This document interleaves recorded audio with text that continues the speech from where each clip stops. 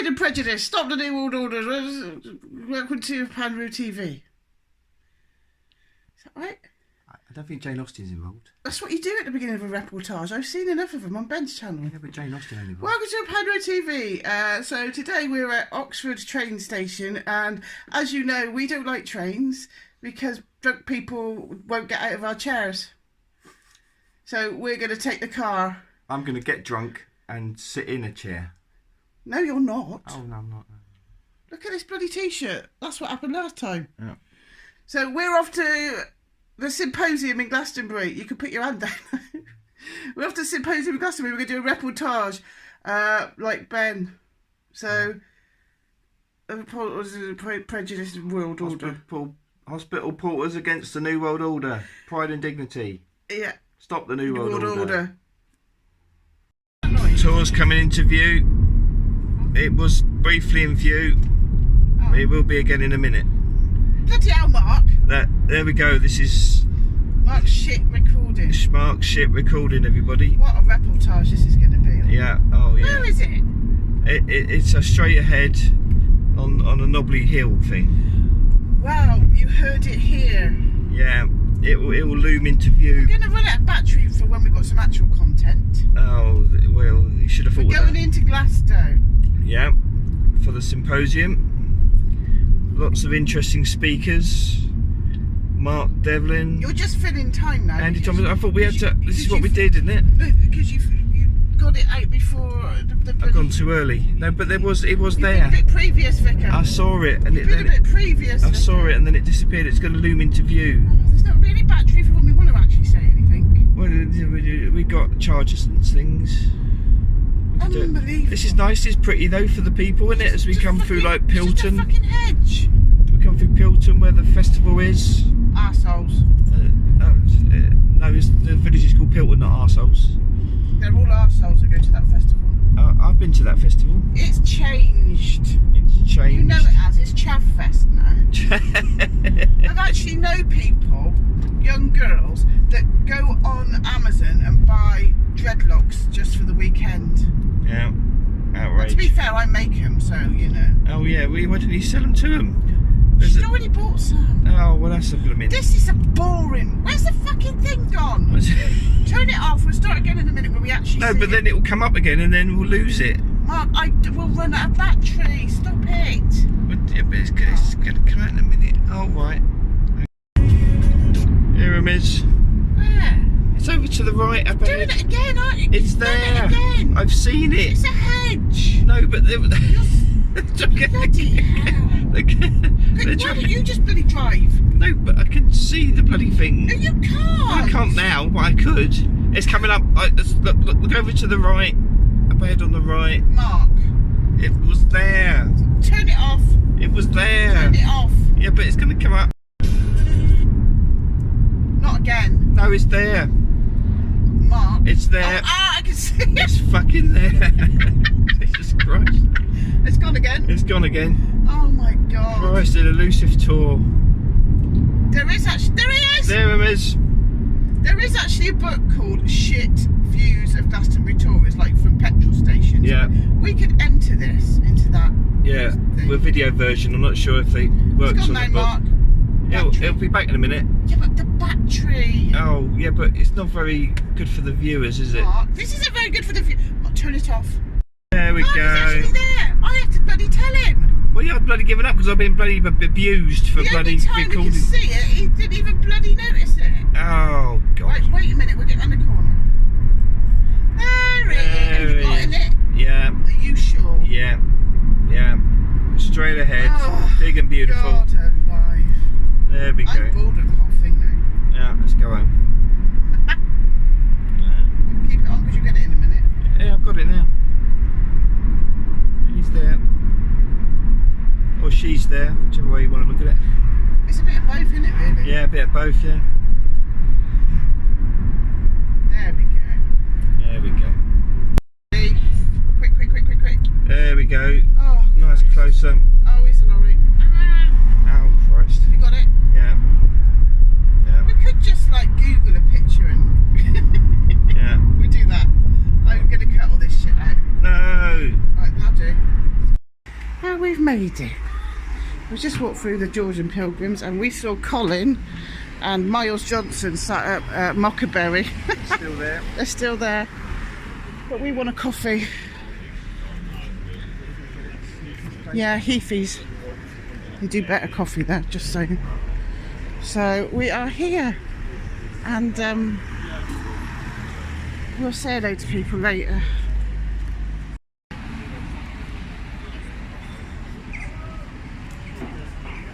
Mark's just saying hello. Mark's saying hello to Colin. Oh. This keeps happening because I've lost weight. My rings keep falling off. It's a little Mark and Colin photo song. So we're back now. And I've been trying to bloody edit this video, but I've been having problems because my video editor keeps saying I'm not working. So then I bloody bought another one for £2.50 for a month. And then it said, oh, all right, I'll work, bastard. So anyway, let's have a little look at this. Expand your horizons. The Glastonbury Symposium, Town Hall, Glastonbury, Somerset. Programme 22nd to 24th of July 2022. Let's have a little look at who was on. So I am going to read one at a time because Mark made some notes. And then Mark can give you his notes and I can find some pictures of the people, blah blah blah. That's just like about timekeeping, toilets, etc. That's, we don't want, can't be bothered with that. So the first person to talk was Jason Porthouse. So I'm going to read what it says about all the people in here, and then Mark can put his 5 eggs in. That's how this is going to work. So what does it say about him? So you can't tell there, but he's got a long ponytail. So it says here, Jason works as a freelance documentary editor on programmes such as the BBC's Panorama and Stacey Dooley Investigates. When not in an edit suite, Jason follows a lifelong interest in spirituality and the metaphysical world. A qualified spiritual companion and alumni of Jan Day's School of Being, he explores ideas around what being a man in today's world means and how that feeds into relationships on all levels. Jason is the Glastonbury Symposium's resident meditation leader and a long-time team member. So his talk was called Living in Interesting Times. So it says, more than ever, we are truly living through what Terence McKenna labelled the ingression of novelty. Things are getting weirder faster. How do we make head or tail of information, disinformation and fake news in a society turned upside down? And what is the truth anyway?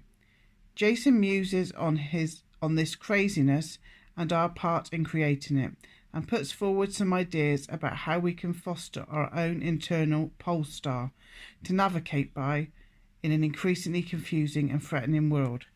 So that's what he looked like. So he was the first speaker. And once Mark's finished stuffing his face in the kitchen and watching the rubbish football, we'll get him to record his little notes on it.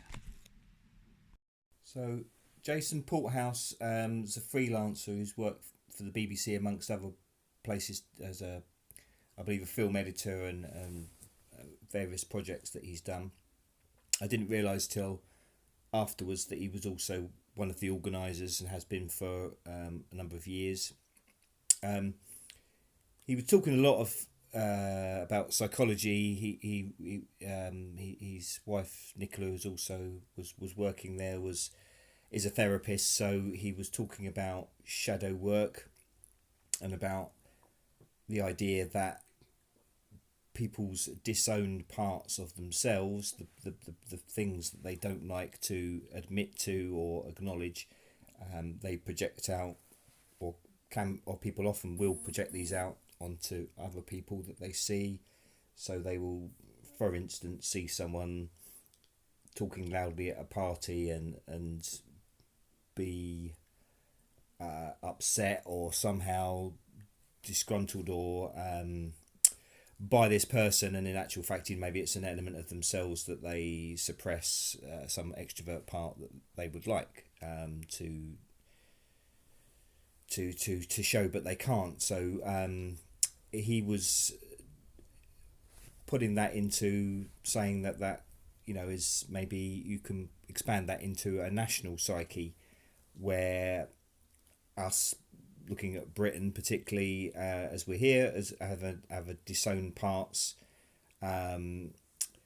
we create myths around things like empire, the NHS as in recent times, and in actual fact we suppress a lot of the shadow parts of ourselves, and he went through these the integral theory, I think, from Ken Wilber, a theory of everything, who was very influential on his thinking. These integral stages of consciousness, where we sort of move through different stages, but at the same time, I think he was saying that we it's not to say that you move from one to the other and the other one drops away completely. They all have parts within you, or they maybe should have, or we can bring them all together. So there's the archaic, which is just a survival, purely just doing enough to live day to day. What they term magic, where it's very much a community based idea. So not the individual, but again it's about survival, but maybe of the community. But something where superstition is intricately bound with that. I mean, I think he said himself that he does have a lot of sympathy, shall we say, for, I suppose, what we call paganism, or those kinds of magic. So he, it's a term really that, as I say, he's borrowing from this psychologist. Then it goes through the egocentric, which is all maybe where we are as a society in the majority, where it's about the individual and about getting power and independence as you as an individual. And I suppose if you're transposing that onto a nation or a state, it's power for one particular nation over others, and just the rights of one entity above all the others. All of these have negative and positive attributes. So even with the egocentric, there's the positive is you need to develop yourself and be strong, and be able to develop yourself and live your life fully. So that it's not all a negative aspect, but obviously if you have too much of one and go over to the negative side and that predominates, then it becomes damaging for yourself and others. Then you have the mythic, where there's where there's an order to consciousness, and in society where there's rules, there's morals. Again, positive and negative. Positive, these are important for people to be able to go about their lives and not maybe infringe on other people's rights, because there's a certain rules, you shouldn't do this or that, because it's going to harm other people, and also to get things done, that there needs to be a certain order of how things are done. But on the negative side, if it's too rigid a way of behaving and it doesn't have any acceptance of any sort of counter, where maybe something might be a little bit out of the box to what the rule makers say, then that can be a damaging thing, a restricting thing. The rational is something which science would say that was their aim, to be objective, to get evidence for things, not to be swayed by emotions or feelings or fancies, if you like, for want of a better word, and it's all about what's empirically provable. Again, this can be important in terms of progressing and getting things, advances, and making things that make our lives better, and we can to make society function better, maybe. But as we know, the negative could be that it's a cold way of existing and ruling your life, and if it's not allowing anything outside of it to question, it becomes a sort of dogmatic way of viewing the world, and that can be negative, restrictive. So the pluralistic aspect or phase, or whatever you might call it, that's compassionate, looking at equality, where everyone has a place. We should look to everyone's rights, everyone's opinions, and get look out for everybody, if you like, and have compassion and caring for others. You would say, I would think that's a very positive.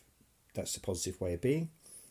Again, there could be a negative where I suppose it could lead to something that's a bit wishy-washy, and doesn't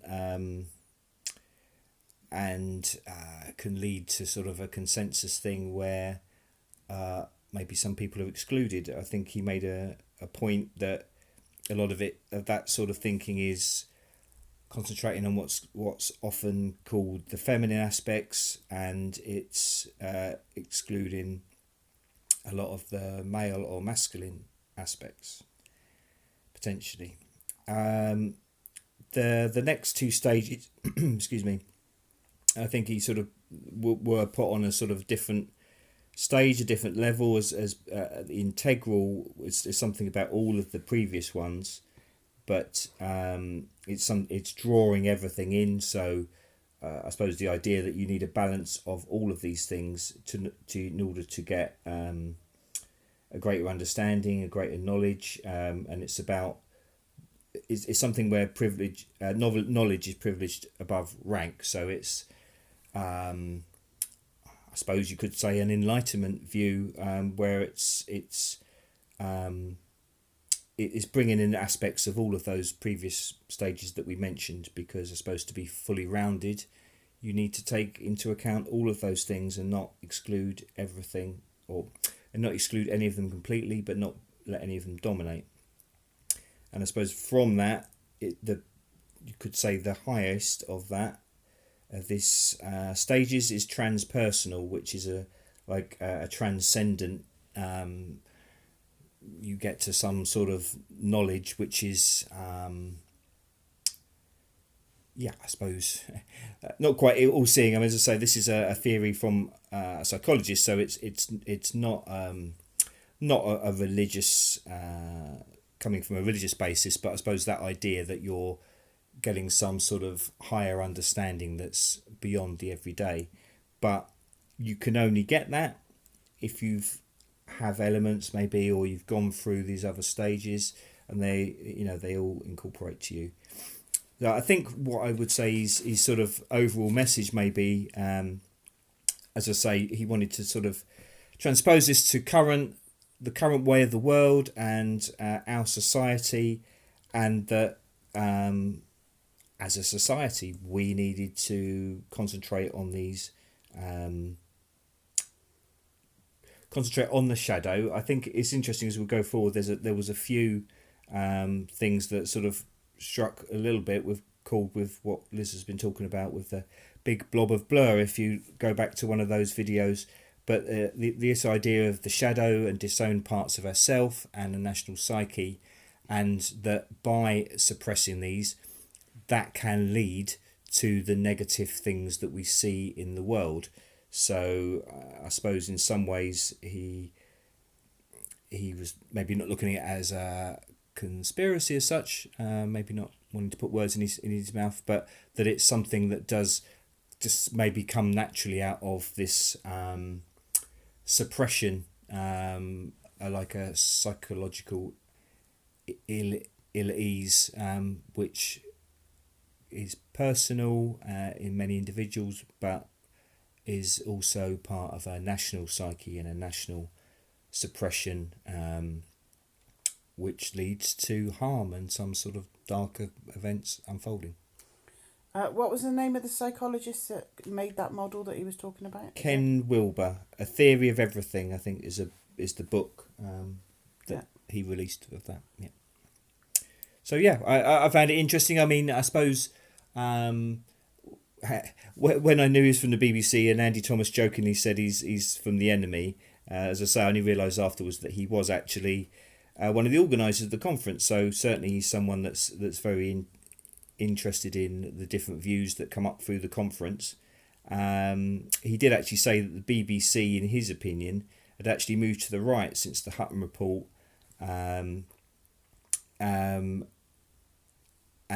that the current Director General or whoever who's in charge is a friend of Boris Johnson. So, but he does agree that there is bias and that we need to be critical of the media to get truth. So that was a theme that would come up through the conference. So, but yeah, very interesting start.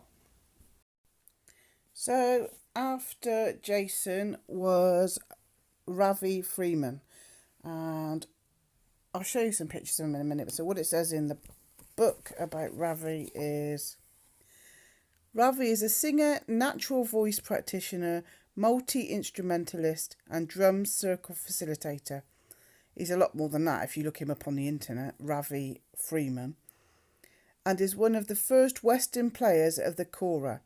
He has spent a lifetime exploring music, taking him from India to the Amazon, including working within the shamanic world for over 15 years. As well as performing internationally with over 20 albums and work with luminaries such as Nigel Kennedy, John Lord, Phil Manzanera, Roxy Music, never heard of him, John Leckie, Baba Mal and Dr. John. Ravi offers world kirtan, cacao ceremonies and overtone singing and voice workshops, providing transformational journeys of discovery into the voice. His website is www.ravifreeman.com, but just put his name in, and he's everywhere. He's got so much if you look him up on the internet. So his talk is called The Power of Sound. I really liked it. So Ravi investigates from a holistic and scientific perspective the huge potentials of the power of sound, which many traditional and ancient cultures have always known. There has recently been a recognition of alternative tunings to 440 Hz, the standard pitch for Western music, and a rediscovery of overtone sounds which resonate in harmony with nature. From the smallest atom to the planets and galaxies. During this talk, Ravi will also demonstrate singing bowls, gongs, and overtone singing. So after Mark's done his little talk, I will, because I did tape some of the sound that he made, and it was brilliant.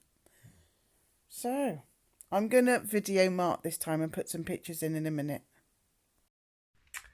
So yes, Ravi Freeman was a really powerful talk, really effective, because he was obviously performing his music, as Liz is going to show in a bit, and he was getting the audience to sing and to make noises, because that's all part of his thing, that, you know, people singing together, it's a community thing, obviously something that was broken up during the recent madness, when, you know, singing was one of the things that was banned, apart from obviously anyone getting in close to anyone else, but singing was something that specifically talked about, that people couldn't do, and he was stressing how important music was, and sound beyond that, but obviously music coming from sound, and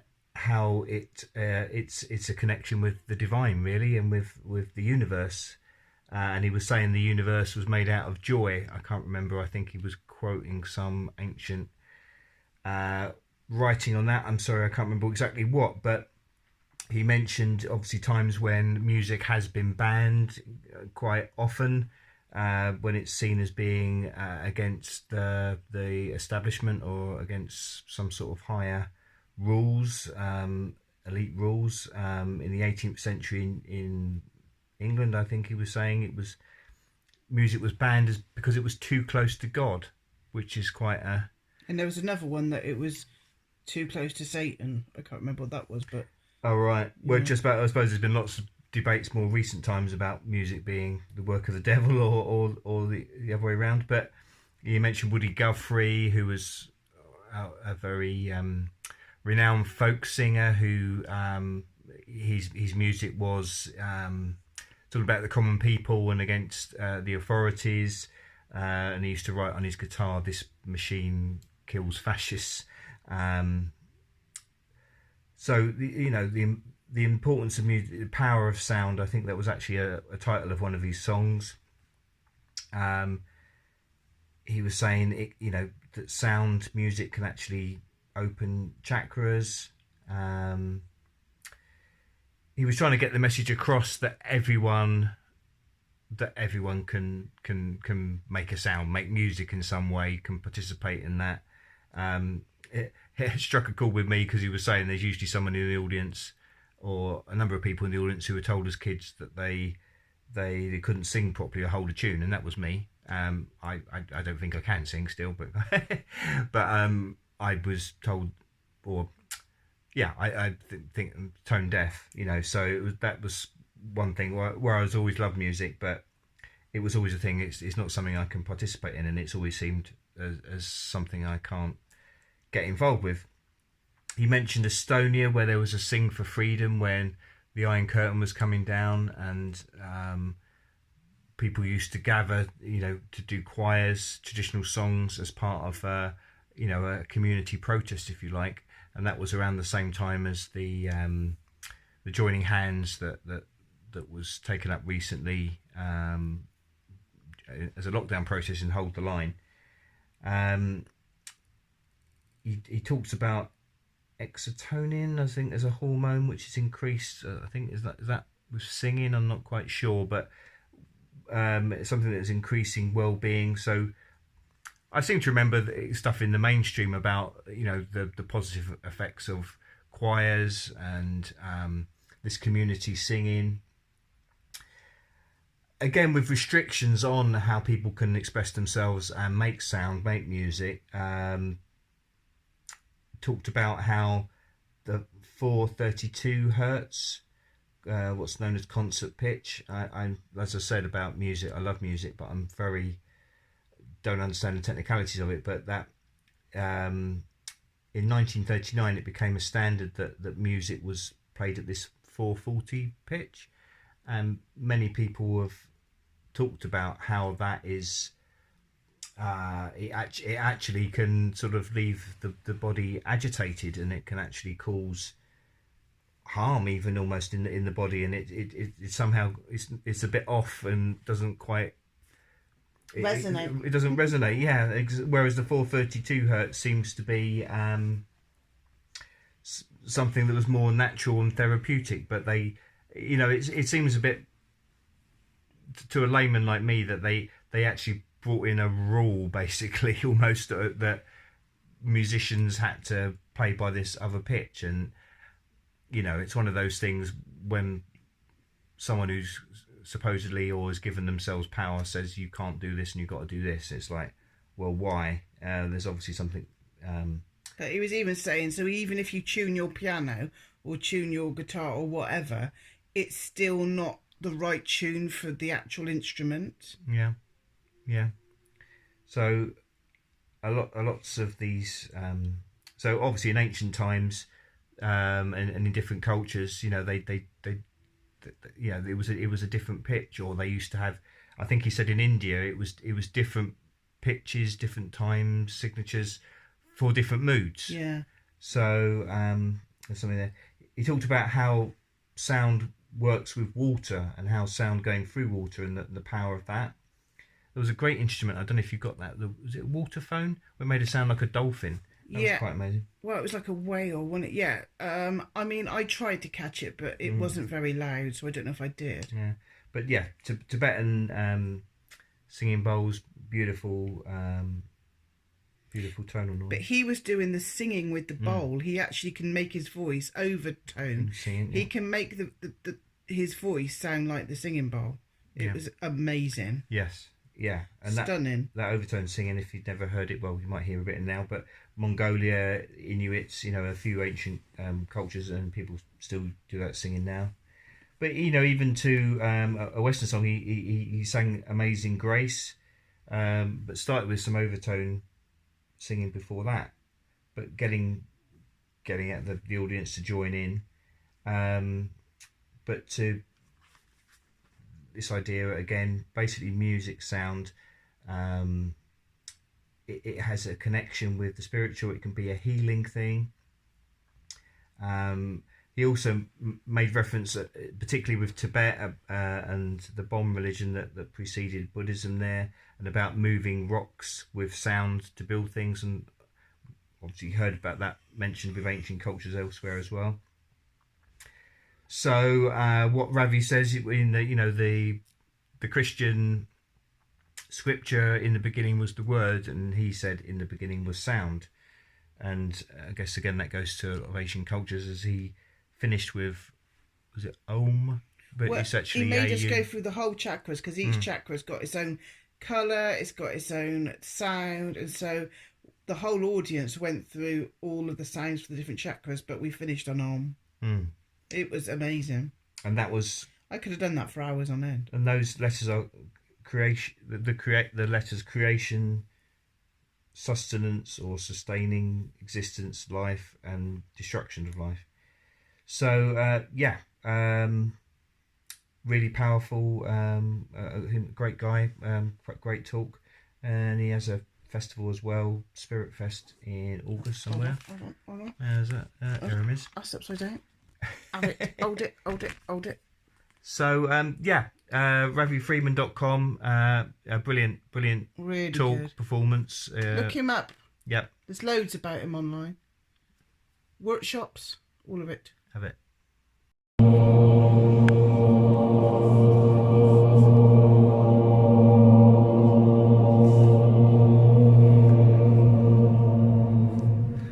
forgot to say, close your eyes if you want to. And then the solar plexus, the chakra just below one of the rib cage. The sound is ooh, as in O-O-O, and the colour is yellow. Like this.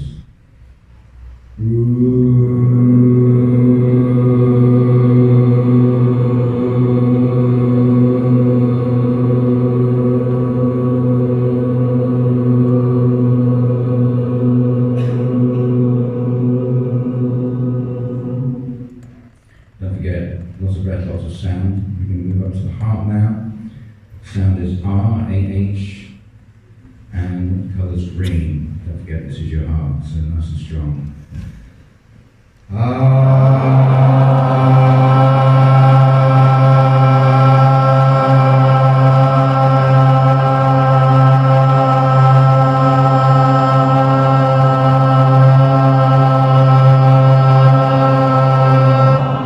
Beautiful. Throat chakra, the sound is A, and the colour sky blue.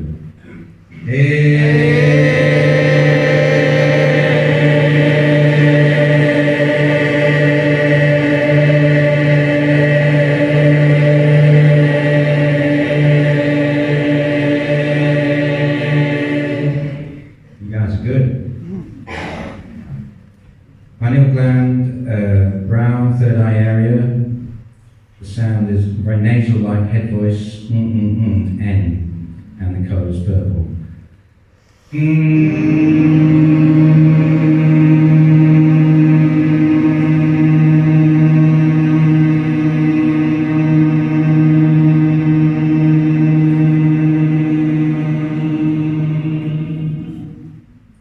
And finally, the crown chakra, the colour's white, and the sound is the highest sound you can make, which usually comes out the letter I or E. Please join me.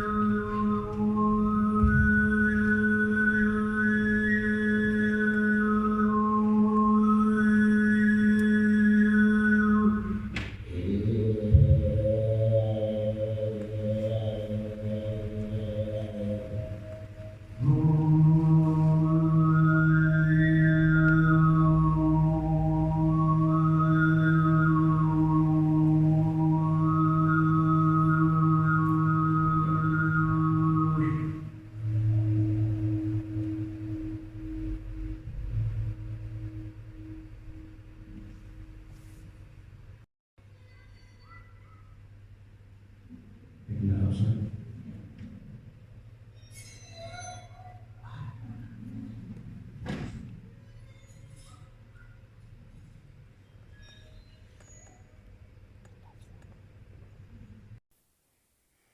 So the next one was Adam Malone. It says Adam is the creative director of Astrolab.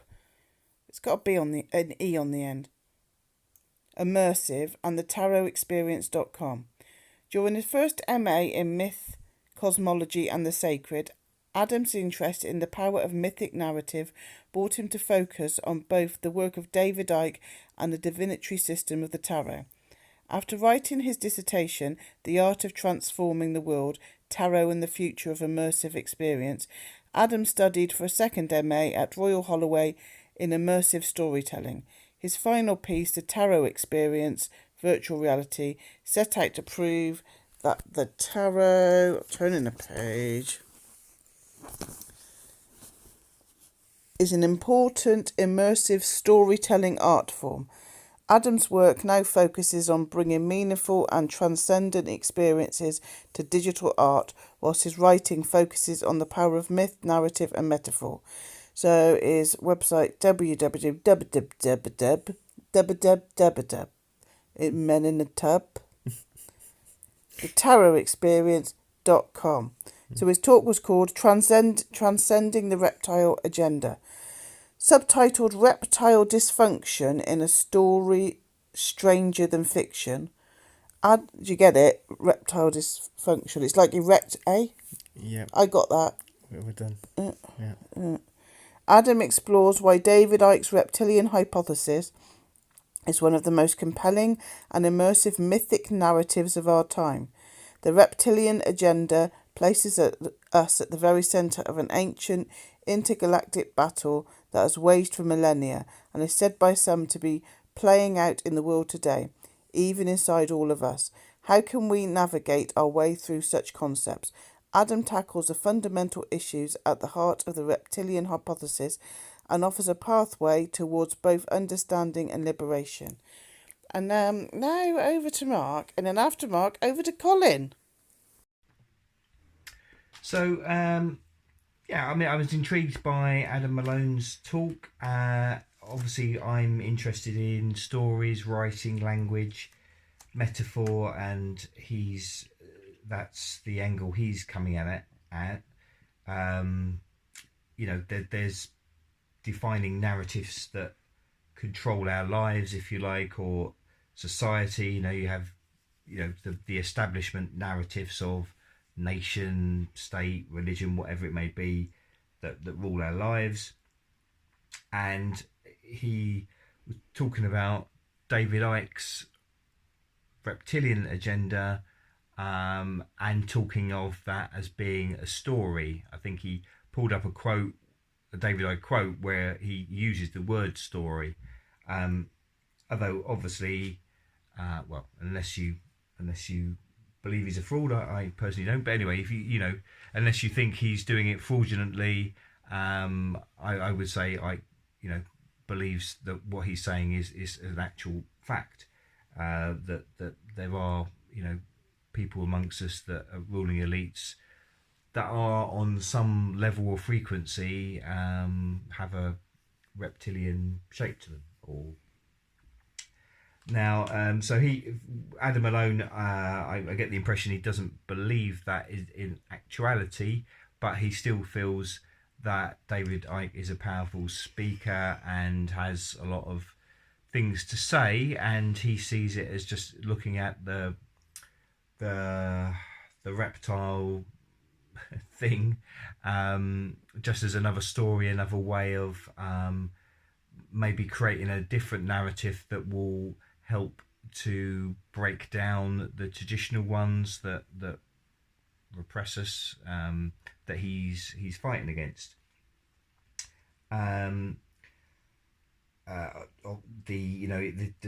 What Icke says does tap into Gnosticism. That's part of I think where he got a lot of that he tapped into for a lot of his beliefs in the reptilians. just as a aside, I suppose Malone talked about his own experience, just to sort of a slightly different tack, I suppose, but talking about when he was at a ceremony with this church that uses ayahuasca and like all day long ceremonies, and as part of that, he had a very upsetting, almost, maybe not traumatic, but deeply unsettling experience.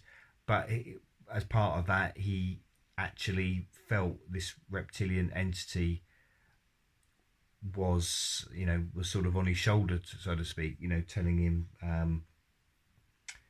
that that they had power over the earth. It's sort of interesting the way he actually had a vision that would tie in with what Ike was talking about, but he saw it very much that this was a vision. He felt awful. We came out of the ceremony, and then he did come back into the latter part of the ceremony, but it was very much this latter part of the ceremony was sort of, you've gone through this traumatic thing, now you can have some enlightenment and joy. So I think he was talking about Ike's story, for want of a better word, as a way of maybe trying to get people to experience reality in a different way and break out of the current reality. There was again some mention of the shadow and Jung, and this need for shadow integration, and I suppose where he saw maybe some drawbacks of Ike's story was that it was putting the evils of the world on this other, and I suppose as maybe Malone and of course many others would think that it's a mythical other. So I think he was saying that maybe that could take away, because it's actually elements of us, or humanity anyway, that is creating this darkness. And by just saying it's these entities that are alien, that are separate from us, this sort of different race of entities that are and a certain kind of people that are taken over by them, it just makes it like another force of evil, which is outside of ourselves, and that takes away the need for us to have this shadow integration within ourselves to get power ourselves. And this sort of idea of this ruling elites makes them almost seem, well, obviously superhuman, not human, and almost like some sort of undefeatable race that we can't get at. Whereas if you view it as it's a very human phenomenon, and it's all, maybe even aspects of ourselves that we can try and get to and conquer. I mean, although, as I say, I think Malone, from what he said, he thinks Ike has a lot of things to say and is a powerful speaker, but obviously he doesn't see this as being a reality, the reptilian agenda. I mean, I'm just going to say, personally, for me, I keep an open mind on it. I don't personally 100% believe that it's a thing or not. I think there's so many other things which Ike goes into, which I'm not gonna, which I think are totally provable, and what's happening in the world. So I don't see that as a barrier to me going into all these other stuff. But what I would say is my personal thing that I've thought of after this is, in a way, I haven't just seen in the last few weeks or months, but certainly around the start of lockdown, when Ike was coming out a lot of with against what was happening and how it was unfolding, what he talked about for years, I haven't been aware of him really mentioning much about the reptile agenda thing for some time. So I think, and I've even heard him use language almost like sort of demonic entities. In the Trigger, he was talking about, which was a fairly recent book, came out just before I think the recent madness of lockdown, etc. He was talking about this sect that got through all the different world religions that wanted to invert things, and he was referring to them. So to me, I would say I think he's moving away from that reptile agenda. Not to say he doesn't believe it anymore, but I think maybe it's a strategic thing, because so many people, even though I've heard people say, "Oh yeah, I agree with a lot of Ike," but that turns me off the fact that he thinks the Queen's a reptile, sort of thing, and that's obviously for the majority of people. That's the conventional thing that he gets knocked down with.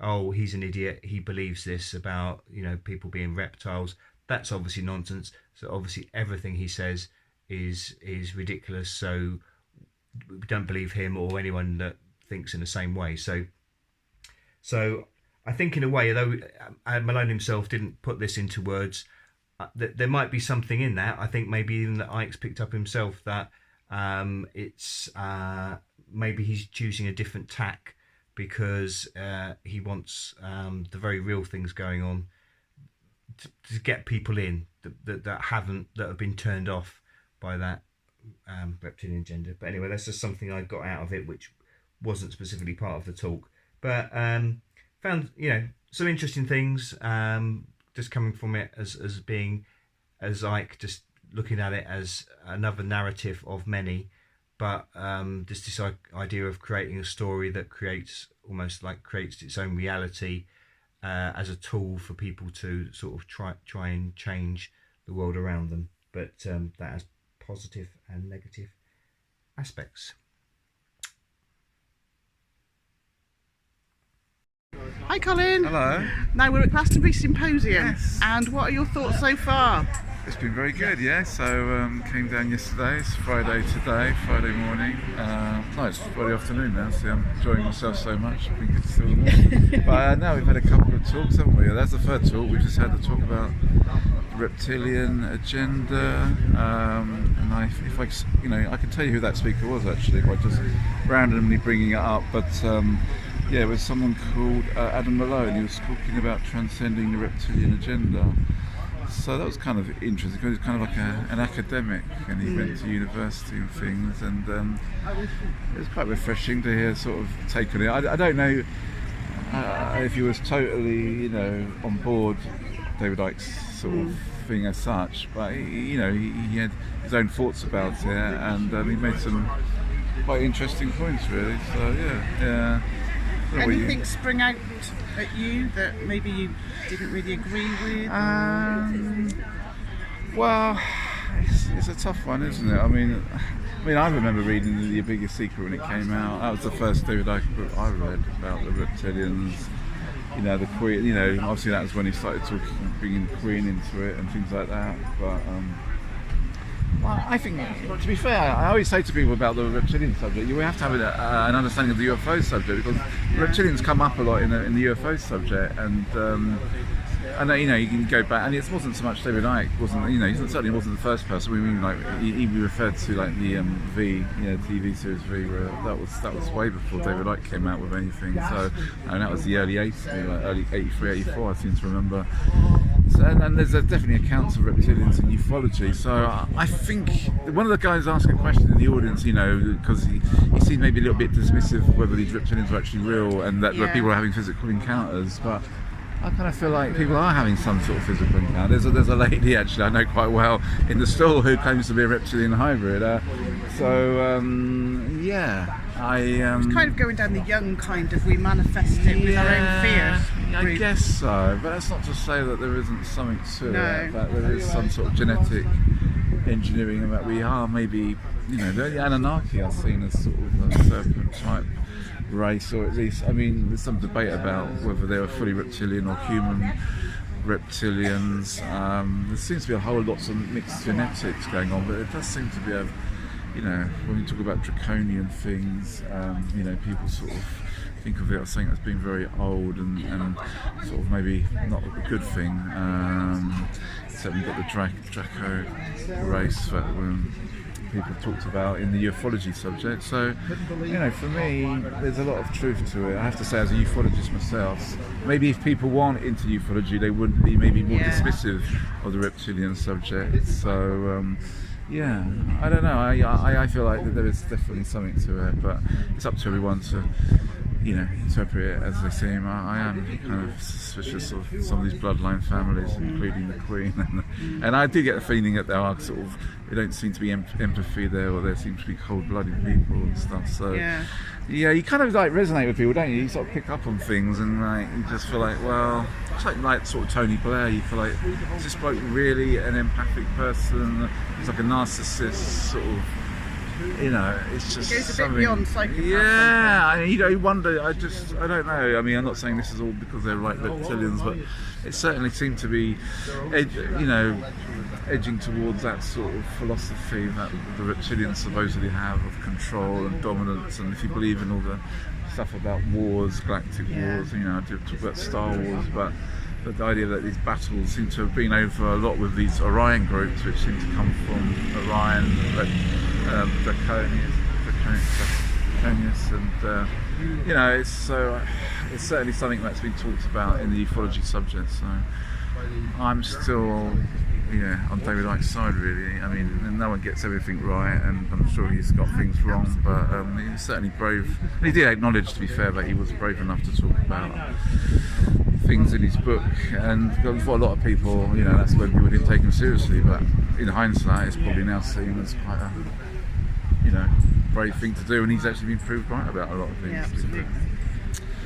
But so yeah, that was just speaker free, really. So I mean, we had a couple of other talks earlier today, and I'm not even sure who that was, but I can... Yeah, we had music.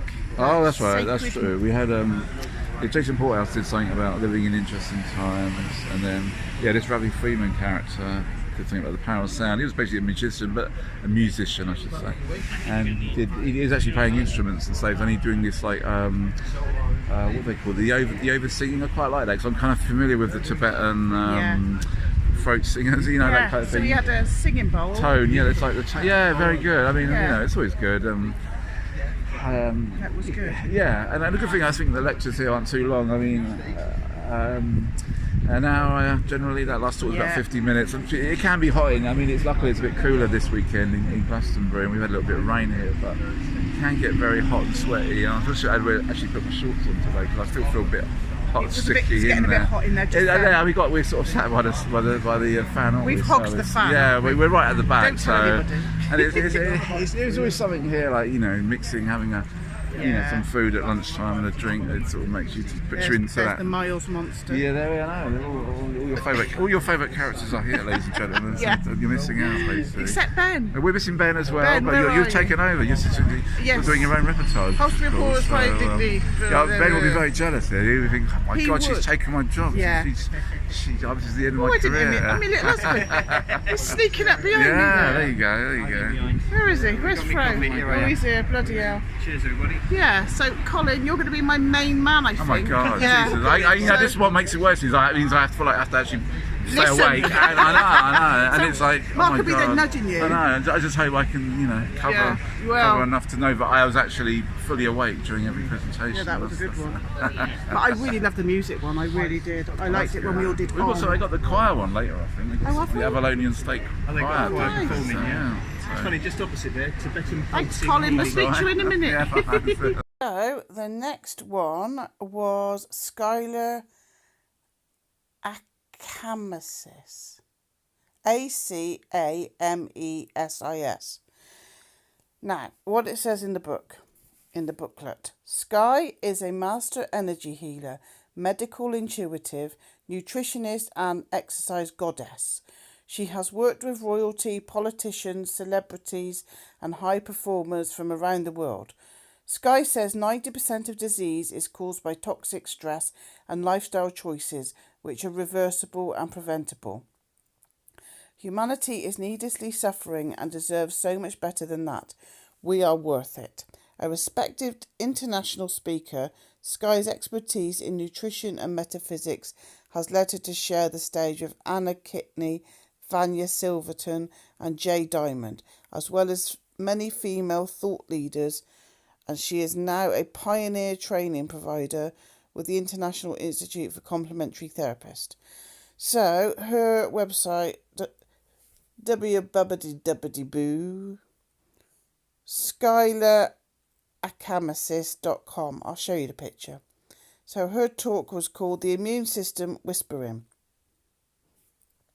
Sky explores how we can regenerate and remote view our immune systems by talking to and charging our energetic fields in our bodies and the bodies of others. She also looks at how to discrete disease and recreate health, teaching us how to reprogram the body's energetic blueprint so that our immune system works better and continue to communicate effectively with the body, keeping it at peak efficiency for longer.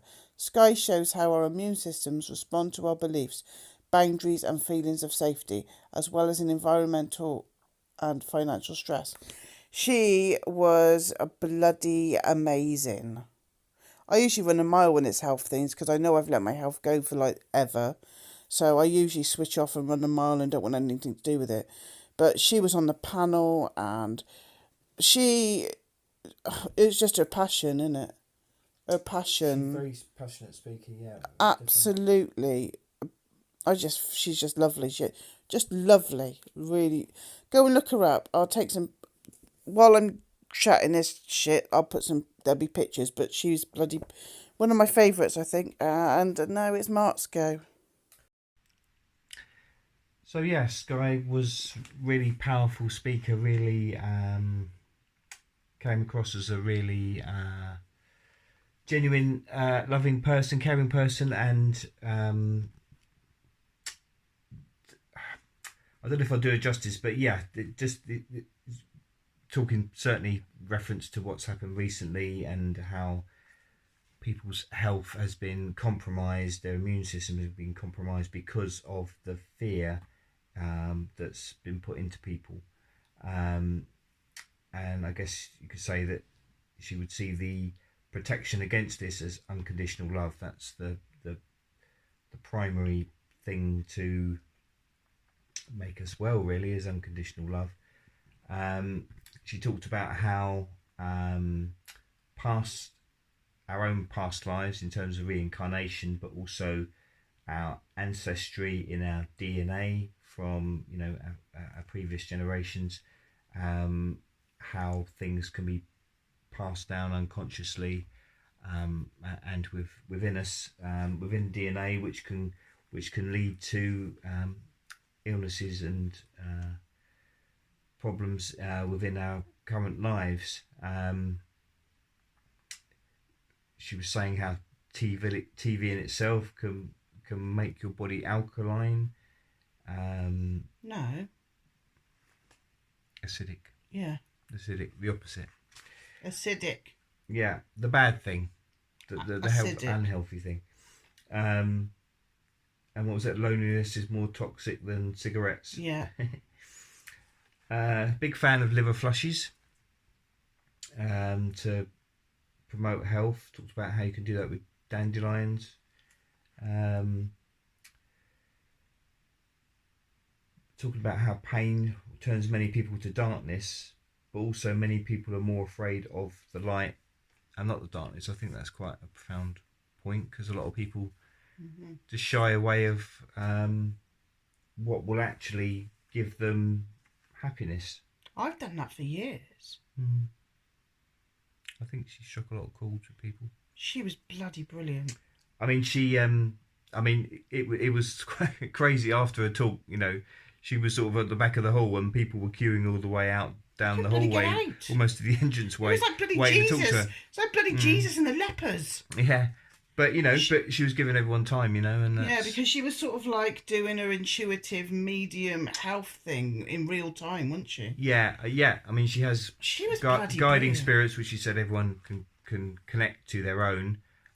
She was so genuine. And angels, but for her, And yeah, it came across generally. She was just talking to people when they asked questions. When the audience, she asked questions from the audience, and she would immediately say, "Oh, I can see this about your background, and this is causing this problem in your health." The people she was saying that to seemed, well, I don't know, just from a distance in the audience, Receptive. but receptive. Yeah, I mean, obviously, I don't know for sure if she was spot on, but she came across as someone who was genuine, and that she was actually getting these insights. She was so good. Yeah, she spoke incredibly well. I mean, she talked about how trauma can actually get stored in the cells and in our DNA.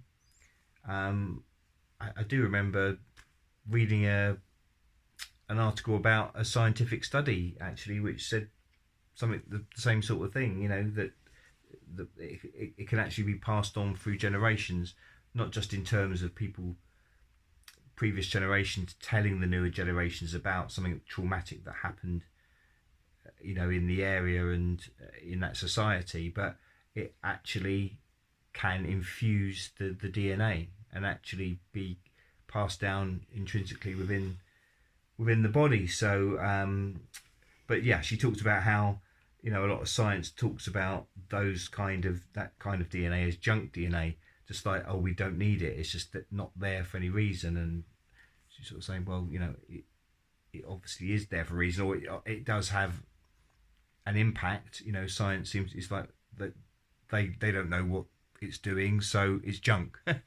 because they haven't come to work out what it's for. They can't see it as being important, so they just term it as junk and dismiss it, which is obviously, unfortunately, a lot of what modern science, or what's termed science, that's what they do. But on the positive side, she said that we've all got here through the love of thousands, you know, our generations. Thousands of people have gone into producing us and getting us here, and they've gone through incredible traumas, but they've survived, and they've had this great strength that's got them through these traumas over the centuries, and that's also our inheritance, and that's the strength that we can take to take into our lives to withstand the terrible shit that's sort of thrown at us in the current time. So she herself, she'd diagnosed with autoimmune disease when she was a kid. They said she couldn't have a baby. Yeah, and you know, she got rid of that autoimmune disease, which they said would never be a thing. And yeah, she had a child when they said that she could never have a baby. So, you know, she was a living example of the things that she was talking about. You know, in answer to some question, well, I can't remember what organ this particular person said they don't have, but she was saying you can regrow organs. It was the appendix. Right, and she just said, well, you can grow another one. And she was saying, well, you regrow hair. She was talking again about how, you know, as people age, you know, and we've become conditioned that as people age, you know, things shut down, you can't do things, the body shuts down, you know, as if this is to be expected. But she was saying, you know, a lot of it is to do with the modern life, the stresses, the fear, which is creating these blockages, which is stopping us being able to regenerate. I mean, obviously, young people, children, you know, as we know, they can regenerate, they can heal up if they cut themselves much quicker than an older person. But I guess what she's saying is that doesn't have to be the case, you know, if you. But the important thing for her is, you know, as with that introduction that Liz said, you know, it's all about connecting with the spiritual, divine, she'd call with the it. divine, yeah. So it's all about that to get our physical health. So I suppose the message of many of the talkers, you know, it's the physical we have to have that connection with the divine, which obviously is what our modern societies does everything to try and break us away from. So yeah, just come across as a really awesome person, a really inspirational, great talk. So after that was Hugh Newman, who we've seen a few times at Megalithomania and at the symposiums, and he did his drone footage of crop circles, new ones, etc., and also ancient sites, which Mark loved. Yeah, I mean, I found that I like that.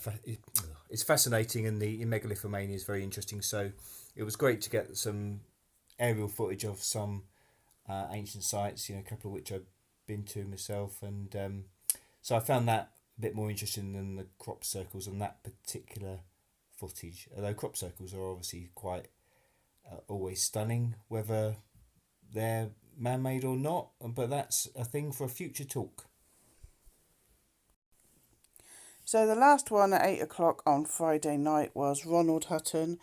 So it says, Ronald is one of Britain's most respected historians. He is a senior professor of history in the University of Bristol and a fellow of the Royal Historical Society, the Society of Antiquaries. We've had to stop this about 5 times. The Learned Society of Wales and the British Academy. He is a historian on the Board of Trustees, which runs English Heritage, and the chair of the Blue Plaques Panel, which awards commemorative plaques to historic buildings. He has published 18 books and 82 essays on a wide range of subjects, including British history, 1400 to 1700, ancient and modern, paganism in Britain, the British ritual year, and Siberian shamanism. So his talk was called Britain's Pagan Heritage. And it says here, Britain is home to one of the largest and most varied collections of evidence for pre-Christian belief and ritual in the whole of Europe, and perhaps the greatest of all. This talk explains what that evidence is and examines the problem of how to interpret it, with special reference to the most famous of prehistoric monuments, Stonehenge, and one of the most celebrated enigmatic of ancient artefacts, the bog body called Lindo Man. Oh yeah, that's it. Right. So yeah, I was interested to see Ronald Hutton because years ago when I did my undergraduate degree, which was English literature, but there was you could do like an extra little elective module in the first year of something different. So I did study religions because I always had this interest in these things, different religions and ancient societies, that kind of thing, which is obviously led to what I'm doing now, my interest now. But I remember seeing some films during this course that were shown with Ronald Hutton. I suppose it's a good thing that he's on the side of the pagans, if you like, within the academic establishment, because he's a respected historian, academic, but he's maybe interested in this areas of history that sort of gets overlooked or not considered in the mainstream, and I guess that was lied about. Yeah, which was part of his talk. When he was. One major part of his talk was talking about this. Is it Lindlow Man? Lindo. I prefer to call him Peat Bog, but basically this body that was found in the Peat Bog. Partially, only part of it was found, survived, but it was this ancient, thousands of years old. Although that was obviously a thing of conjecture, but it was dated as being around Iron Age times, and he was saying how it was basically, it was in the British Museum for years. Well, it still is. But a study that was done of it, there was this particular study by an expert, sort of a forensic expert. So Ian West came up with this hypothesis from analysing the body that was sort of what's called the triple death. So there was, sort of a garrotting, and basically it was described as being like a ritual killing, and this was used and put on the labels.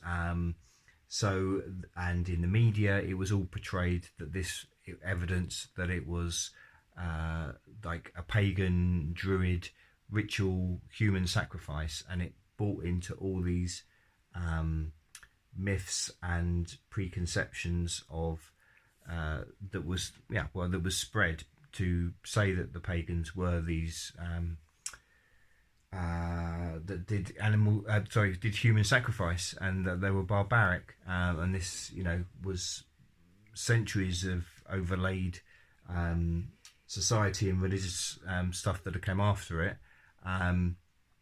from the Romans onwards, really, to say that the pre-Roman pagan Britons were barbaric people.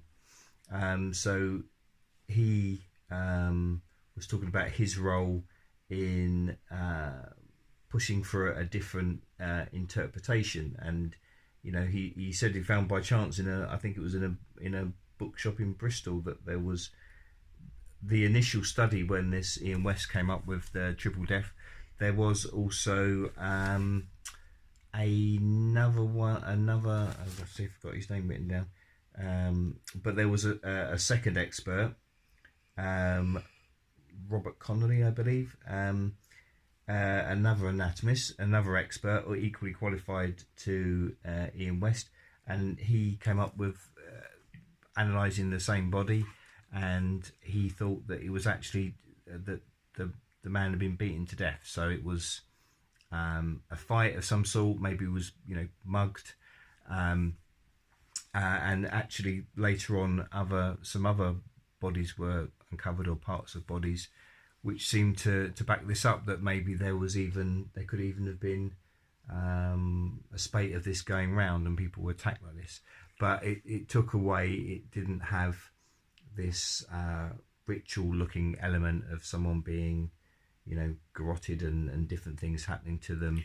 Well, they thought the garrotting was in fact when they were digging the peat bog, the spade was what cut the neck. Yeah. So he was supposed to have been clubbed over the head, garrotted, and there was a third thing. But yeah, they realised it was the spade that when they were. But it was that other interpretation which was equally valid, and an equally qualified expert made something that could definitely be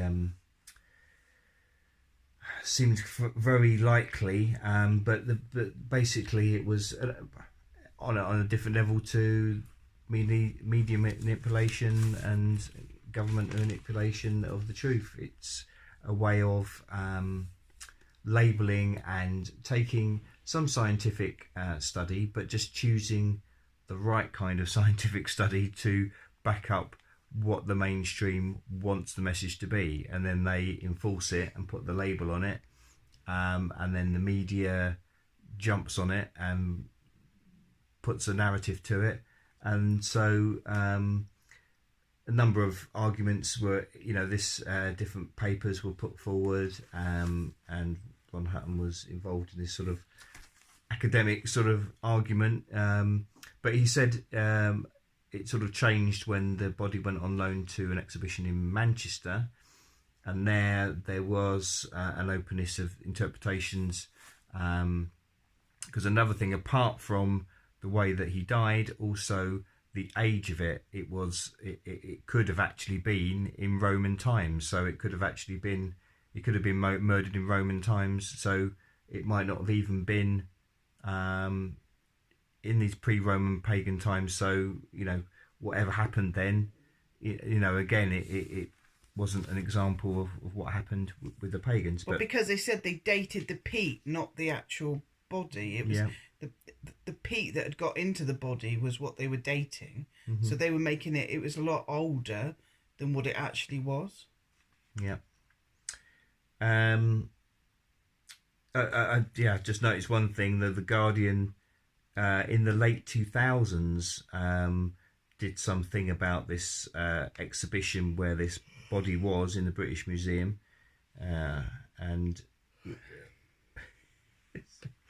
don't know if you can pick up Liz's yawn in the background.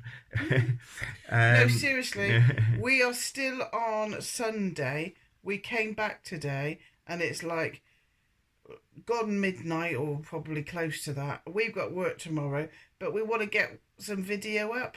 We were going to do the whole lot, and then we thought that'll take us till tomorrow morning. We won't even get to work. No. So yeah, this Guardian late 2000s article, made some comment about, this man was horribly put to death, and these kind of people are still around, So it's just this narrative that they, even put in now, which obviously we see now, where the putting down of people like us that just think differently, and think in the magical and the pagan, and they're being marginalised. So I guess maybe what I'm saying is, and what he was saying, it was good that Ron Hutton is sort of putting the case for pagans. I mean, he said, that basically Britain has got the richest, most complex pagan history in Europe, because it's been overlaid from pagan peoples that have come at different times from different areas. So they brought different layers of society, belief, mythologies, going Romans, Anglo-Saxon, Vikings, back to the Iron Age, Celtic, so many different layers. So it is a fascinating history. I guess where it may have, because Ronald Hutton is a historian, and I guess historians generally deal with written accounts and anecdotes and things, and artistic representations of things that come down they can analyse, and in the pagan times, there is very little, if any, of that sort of thing, so for a historian it must pose difficulties. But the other thing that he chose to concentrate on was Stonehenge, which of course is the most well-known Neolithic pagan site, if you like, certainly in this country, and in one of the most in the world. And he was saying how that's the interpretation of that has changed massively. But it was, I mean, he's got an entertaining talk, and he was talking about how basically Stonehenge, in his opinion, was sort of an experiment that went wrong, and it was sort of cowboy builders. Yeah, cowboy builders, and he was saying about all these parts where it seemed that they were trying to sort of put the lintel on, and bits broke, and they seemed to just leave it where it was, or it had fallen off, and they've just left it where it was. So it seemed like it was a plan that, didn't work. An elaborate plan that didn't. Yeah, I mean, it's interesting, I suppose. I guess I was intrigued by that a little bit, because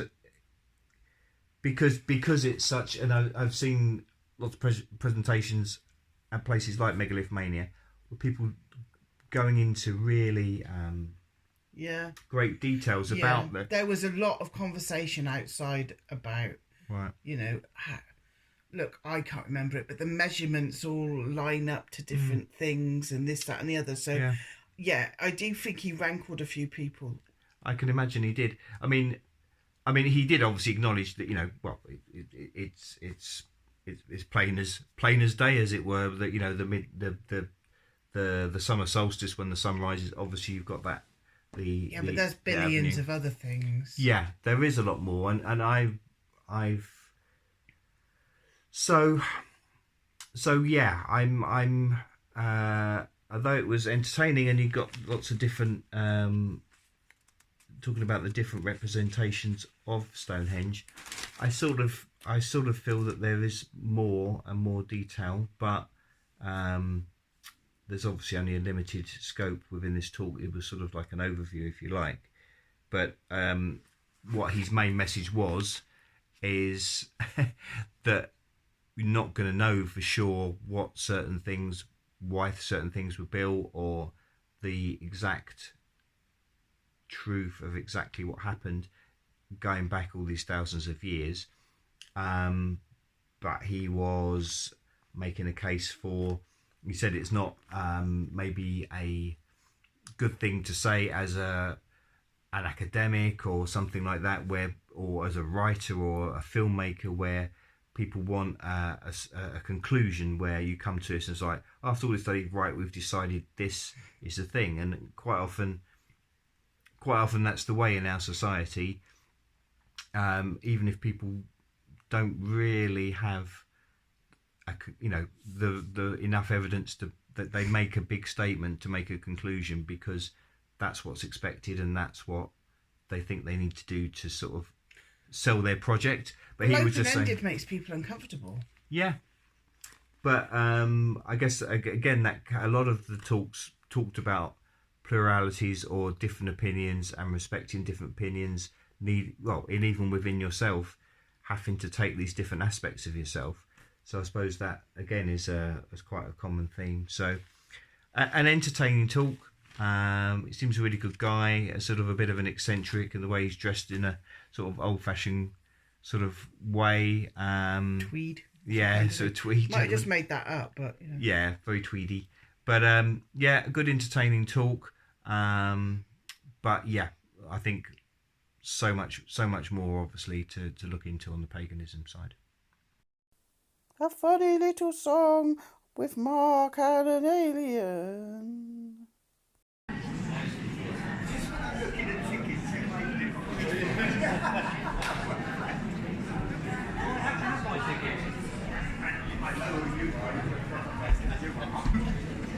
It's quite pretty. It's pretty. Gotta get in somehow. Yeah. That was Andy Thomas and Mark's fluffy face. Mark's fluffy face. That's an animated adventure series in itself.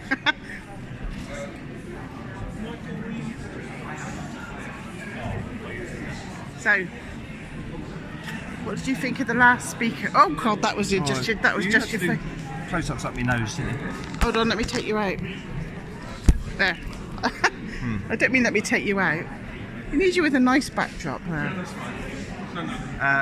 Yeah, last speaker was amazing. Sky Academicus, really amazing, and you can just a sign of that is the fact there's a queue of people waiting to speak to her in the interval. Yeah, she's a healer and she's got training in all the medical side of things, but she's looking at a spiritual connection, the immune system, and how people's past, their past lives, and their inheritance, their ancestors, how it all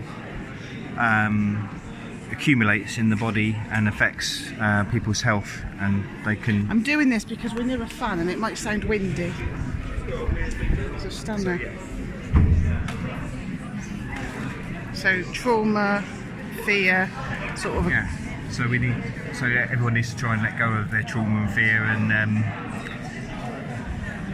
it's all about unconditional love, which is. Mark's making it sound really, really fluffy, but she was actually quite scientific as well, wasn't she? Yeah, as I started by saying, she's got a basis in that as well. But Sky Academicus, really good. Check her out. We'll write it in. Oh yeah, there'll be lots more information. And we'll do a better talk later, but yeah, it's just so pretty in here. Just wanted to get a bit of the atmosphere. Yeah. It's absolutely chocker. We're on a break at the moment, but all these all these chairs are full up to the brim where there's people just wanted to come in but there's no room. We've got Hugh Newman with his crop circle Drone which, footage of crop circles. which are always stunning. Yep. And then we've got a break for dinner, and then we've got some music later, and Ron Hutton, who's he's a academic, but he's also decades of research into paganism, We can't wait British for that one. pagan history. So that'll be really fascinating. So he's to talk later on this evening about 8 o'clock. I accidentally spent 51 quid on 2 books. You'll do that in Glastonbury. It's a bloody accident because it was an old one. I'll show you them later, but it's bloody brilliant so far. Let's get out this lady's way. And the good thing is, it's quite cool, isn't it? It's quite cool, even though it's quite stuffy. There's quite a few fans, isn't there? Yeah. And the breaks are really long. Yeah. No, it's ideal really. You get a chance to, because Mark's got bum ache. Yeah. I need bum healing. Now that sounds wrong. You're not going up to that attractive young lady and asking for bum healing, Mark Froud. Maybe later. There's a big queue at the moment. They don't want bum healing. I'm sure always she'd bring hit it every down a element. level. She said you can regrow your organs. She says you can Regrow your organs. regrow your organs. There's nothing wrong with your organs. Well, I expect your liver's a bit dodgy. Liver flushes is very important. You get going on Yeah, those liver flushes and dandelions. Yeah. Well, I blow them over to the next door neighbour's garden. Well, now. maybe you're doing That's karma. You're doing a favour. See. I'm doing her a favour. you See? go, you didn't- Oh yeah. yeah, I did her a favour. I don't feel as guilty about it now. Light out of darkness. So look at all the lovely colours. Let's have a look over here with this. Have a look at this picture.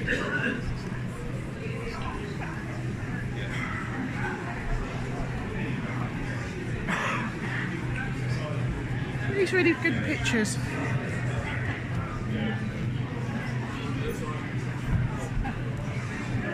Hello. Welcome to Glastonbury Symposium. Thank you. It's been absolutely fantastic so far. Oh, cool. Yeah. Let's hope it stays that way. Yeah. It's great, isn't it? Chocker. Yeah. Absolutely. Yeah, we're cool. Yeah. With more people wanting to come in. By the sounds of it. That's brilliant. It looks so good. Rather that than the other way round. Absolutely. Thank you. He's loving it.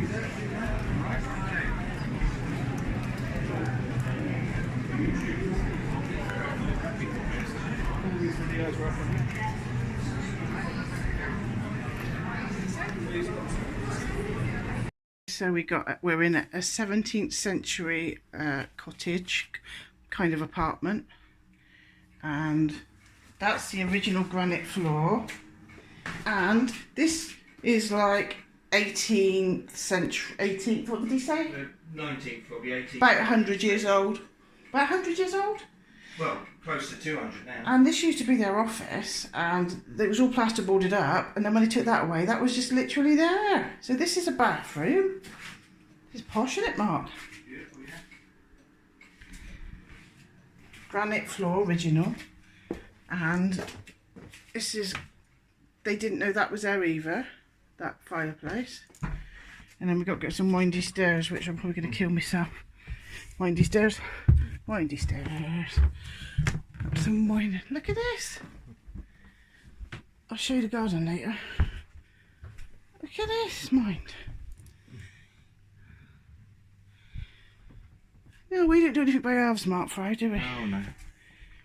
Only the best for my lovely. That's good, isn't it? You've got a hanging Hoover. thing. Hanging Hoover. Transhumanism gone Won't be mad. using that. And this is our little garden.